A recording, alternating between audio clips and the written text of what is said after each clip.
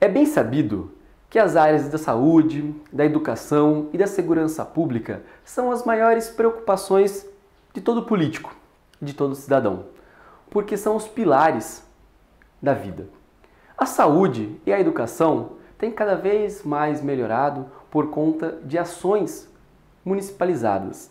A segurança pública ainda não está no mesmo passo, por conta da dificuldade de nós termos ações municipalizadas cada vez melhores e mais eficientes.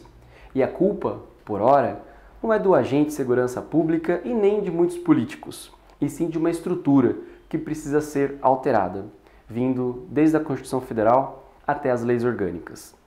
Mas as políticas públicas na área de segurança pública, elas existem até por um mandamento da Constituição Federal. No século XXI, a partir do meados do ano 2001, 2002, nós temos visto que as estruturas na área de segurança pública, principalmente municipal, das guardas civis municipais, têm aumentado e melhorado muito. Inclusive, a formação destes agentes de segurança pública. Uma formação cada vez melhor e pré-estabelecida em uma matriz curricular pela própria Secretaria Nacional de Segurança Pública, pela Senasp. Mas as políticas públicas, por vezes, ainda deixam de serem eficientes por conta de alguns problemas. David Bailey enumerou 7 motivos pelos quais as políticas públicas na área de segurança acabam não surtindo efeito como deveria. David Bailey é um dos maiores estudiosos na área internacional de segurança pública. Nós vamos aqui enumerar quais foram esses motivos que ele mencionou para que as políticas públicas, de repente, não tenham a credibilidade, não funcionem como deveriam. São estas. O primeiro fator que David traz é a ausência do planejamento estratégico. As políticas públicas precisam ter o caminho que irão percorrer para que surtam efeito. Caso não haja um planejamento estratégico, a chance da política pública virar uma realidade é mínima.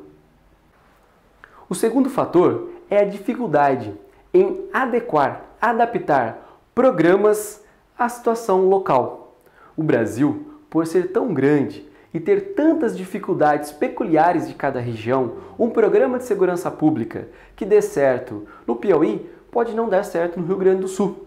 Então é preciso que as políticas públicas tenham essa capacidade de adaptar os programas à situação local. Este é o segundo fator que David enumera como dificuldade para as políticas públicas, a adaptação do programa à situação local. O terceiro fator é a adaptação, a adequação da instituição às políticas públicas, pois é possível ter um caminho estrategicamente planejado, ter uma adaptação à peculiaridade do local, mas se a instituição que vai executar a política pública não estiver alinhado com a política pública, com o programa estabelecido e agora vindouro, não será possível também que a política pública surja e surta efeito. Então nós precisamos, além do planejamento estratégico, além da adaptação à peculiaridade do local, também que as instituições se adaptem à mudança proposta pela política pública. O quarto fator, a subordinação dessa mudança institucional, não pode queimar etapas. É preciso que siga um caminho para que a instituição se adapte à mudança necessária para a implantação da política pública.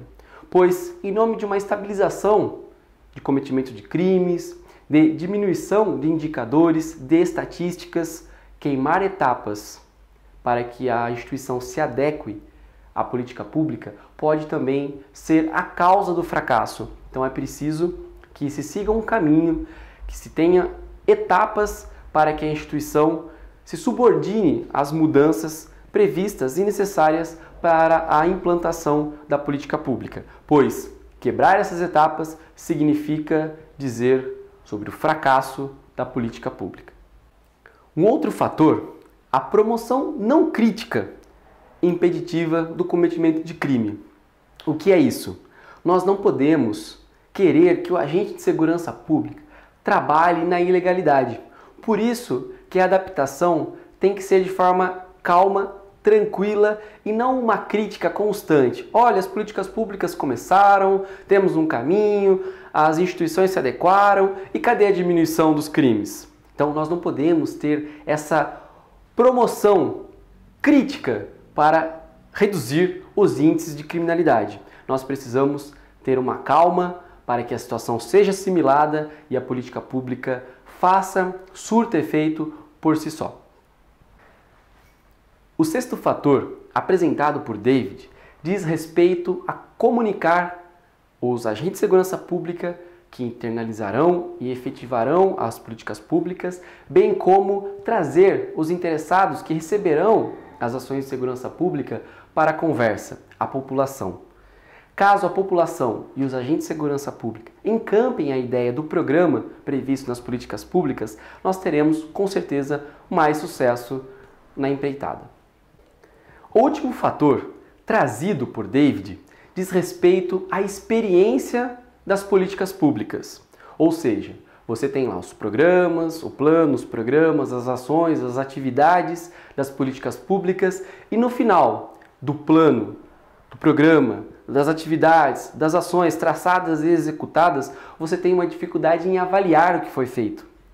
Quando você não consegue avaliar bem o programa realizado dentro das políticas públicas, você não tem como saber se você aprendeu com a experiência daquela política pública, devendo ou não insistir na continuidade.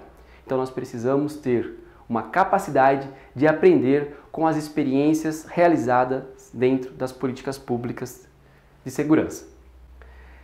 Estes fatores que trouxemos, bem como essa reflexão sobre políticas públicas, sobre o que faz com que o agente de segurança pública comece a prestar mais atenção no que está previsto dentro do Plano Municipal de Segurança da sua cidade, que deve ter um plano municipal, bem como no plano plurianual previsto no pelo Poder Executivo para executar os serviços dentro da segurança pública.